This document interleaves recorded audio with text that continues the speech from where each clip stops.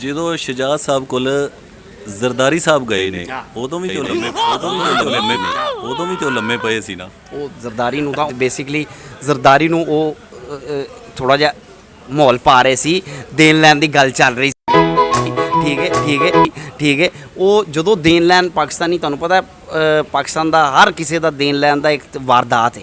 ਠੀਕ ਹੈ, ਉਦੋਂ ਉਹਨਾਂ ਦੇ ਵਿੱਚ ਨਖਰਾ ਸੀ। ਠੀਕ ਹੈ, ਉਹਨਾਂ ਨੇ ਲੇਟ ਕੇ ਗੱਲ ਕੀਤੀ, ਉਹਨਾਂ ਨੇ ਉੱਠ ਕੇ ਖਲੋ ਕੇ ਗੱਲ ਨਹੀਂ ਕੀਤੀ। ਨਹੀਂ ਤੇ ਉਹ ਉਦੋਂ ਵੀ ਉਸ ਪੋਜੀਸ਼ਨ 'ਚ ਸੀ ਕਿ ਉਹ ਭਾਵੇਂ ਜ਼ਰਦਾਰੀ ਸਾਹਿਬ ਨੂੰ ਆਪਣੇ ਹੱਥਾਂ ਦੇ ਚੱਕ ਕੇ 2-4 ਬਾਲੇ ਕੱਢ ਸਕਦੇ ਸੀ। ਠੀਕ ਹੈ, ਔਰ ਉਹਨਾਂ ਨੇ ਜਾਣ ਬੁੱਝ ਕੇ ਇਸ ਤਰ੍ਹਾਂ ਗੱਲ ਬੋਲੀ ਜਿਸ ਤਰ੍ਹਾਂ ਕਿ बयान चल रहा है ना, ये मैं और ब्रेज़ मिल के फैसला करेंगे, ये हमने कहाँ खड़े होना है। ये सारा एक तरीका वारदात ਹੁੰਦਾ। ठीक है, ਇਹ ਤੁਸੀਂ ਇਹਨਾਂ ਗੱਲਾਂ ਨੂੰ ਨਹੀਂ ਸਮਝਦੇ, ਤੁਸੀਂ ਅਜੇ ਪੋਲਿਟਿਕਸ 'ਚ ਨਵੇਂ